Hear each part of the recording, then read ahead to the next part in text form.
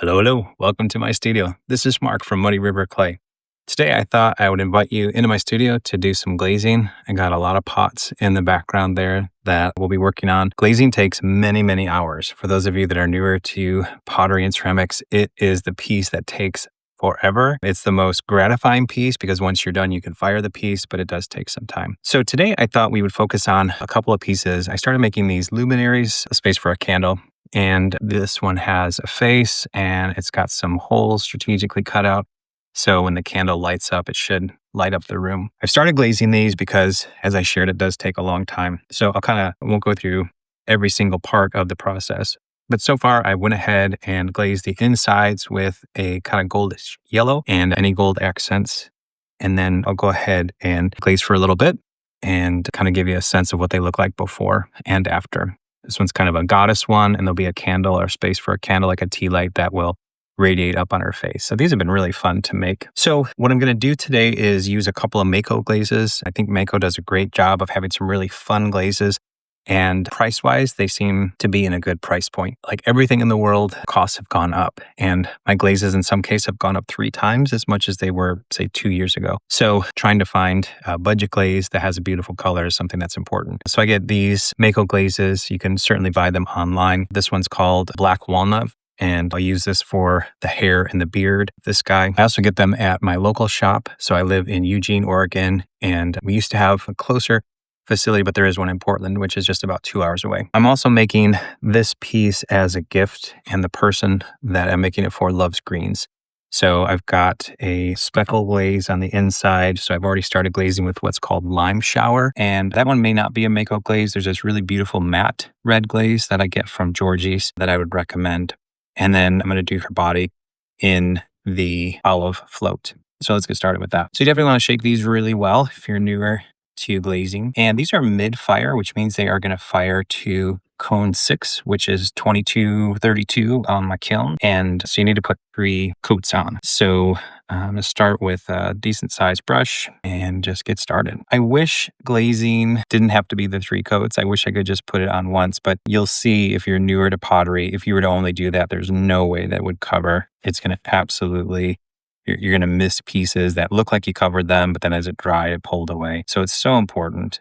And, the proper way, if you're newer to glazing, would be to go up and down with the first coat and then side to side on the second coat. Certainly we run into bad habits as we get going, but that's kind of the proper way to make sure that you have that full coverage. You'll note I'm not glazing the back. So these will sit in my kiln. Like this one, for example, will sit here. So I'll wipe off the edges and I will not glaze the back of this piece. Otherwise, it would stick to the kiln. Low fire glazes, a lot of times you can put a glaze on the back, but these are going to go to a mid-range, a higher fire, and won't be able to do that. Now, if you look closely, I don't know if the camera will pick it up, but there are these little specks, and these little specks are what's going to give us the float or the little crystalline format. So the more of those little specks you get in there, the more fun this glaze is going to come out. A lot of potters make their own glazes, and all I can say is I love that for them. It's just not something I ever aspired to. I've taken classes at community colleges in multiple states, and I admire the crews that, are hired. You spend all this time creating a beautiful piece,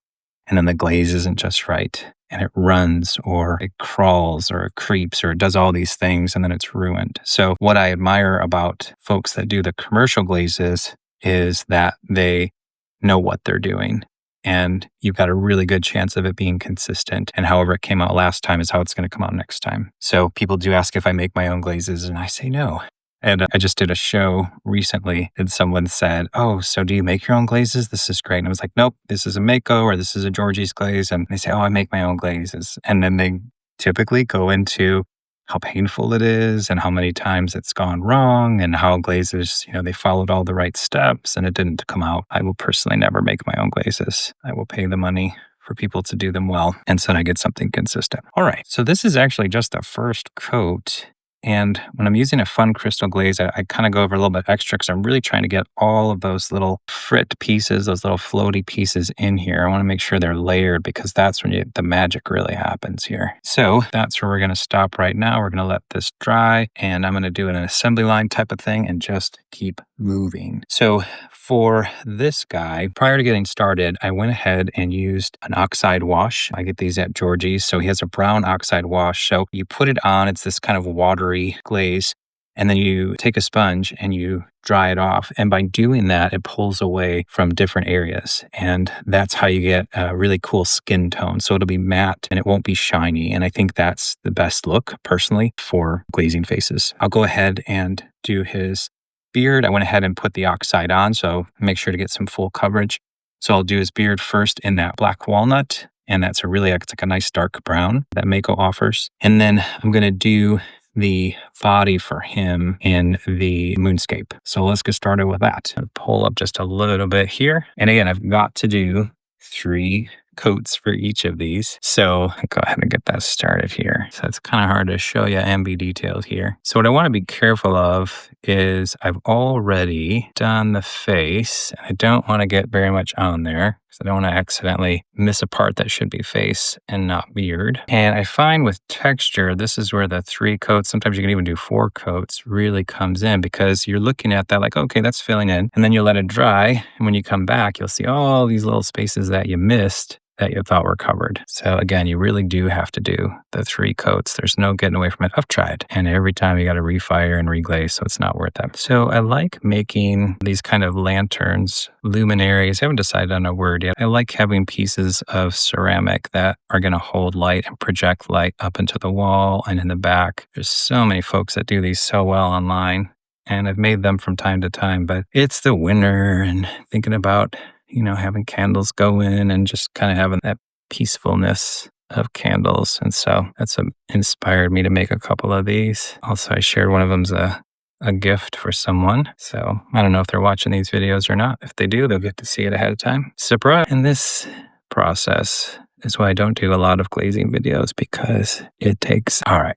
So there's the first layer of the beard, and then I'm going to set this guy aside, coming to life there. And now we've got this one. So how this one's created is there's a space in the back for a candle, and then there are these holes that I pierce through. There are tools that you can get. Let me see if I have one quickly that I can show you. So there are tools like this that you can get where when you've made the piece and it's either leather hard or you're kind of trusting that it's got a little bit of firmness, you can go in and make these holes. And that gives you a nice clean hole. And that's what I did there. All right. So for this one, I said I was going to use another Mayco. So these are all Mayco today and Tropical Teal. And this is one that I recently found and I really like the way that it looks. Look at that. Now, if you're newer to glazes, they won't always be the same. Sometimes it's going to be really close. In other cases, I look brown and it's actually blue. And that's just kind of how they're made up. So don't worry if you open the jar for the first time and you're like, that doesn't look like I thought. It's not going to. And that's okay. So when you do make pieces with holes, you want to make sure that you get the glaze inside of those holes. Otherwise, when the light pierces through, it will be noticeable. The illusion, I think, with glaze sometimes is, oh, it looks good. And then you fire and you can see that you didn't do 3 coats, or you focused on an area longer than other areas and it gloops on that area, or you didn't fill in. The other challenge that you have when you go up against another color too is how much do you overlap? Because sometimes they'll run. So as much as possible, you want to have that clean line. And that's a perfect world. And we don't always live in a perfect world. All right. So I'll go on from there. What I'm going to do now is I'm going to pause and I'm going to finish these up because this could be a really long video. And I'll bring you back and I'll show you what these look like. So one last time, here's the before of some of the pieces. And I'll check back with you soon for the after. See you in 3, 2, 1. Hello, welcome back. So I'm here with the results. Let me bring you down here. So first off, in the Tropical Teal glaze, this is how that comes out. So this beautiful piece, as I spin it here, you can see has a little bit of that blue and green. It's a gorgeous color. Next up, we've got amaryllis, and here is how the amaryllis glaze comes out. And there's the amaryllis. So here's what it should come out, the before and the after, and this little gal has that cute little bird. Next up is lime shower, but also I used this glaze, which is olive flipped. So two really cool glazes. And what I did with that is on the inside, I used the lime shower. And one thing that I did to give it a little bit of a pop is I actually put some pieces of glass. And there's lots of thoughts on that, but glass is a form of silica, so a little bit of it in a decorative piece is going to be fine. You wouldn't want it on functional pieces because, if it were food or something, because it wouldn't be food safe. But look at this olive float. Might be hard to see, but there's these really cool little pops in between the glaze. All right, the last mixture that we had here was a Mayco glaze called Moonscape. Here's what it should look like, and it didn't disappoint. I did 2 pieces in this. I've got this candle holder here, have the candle in there just so you can kind of see what that looks like. And this does some really fun things, some cool speckles. And then I have this beardy guy. So here's what his face looks like, and that's what he looks like in the moonscape. So candle will go here. I've got the holes for lights. So let me know what you think. I hope you like this video. I'll make more of them if you stop by. So please like and subscribe. Thanks for watching. Have a fantastic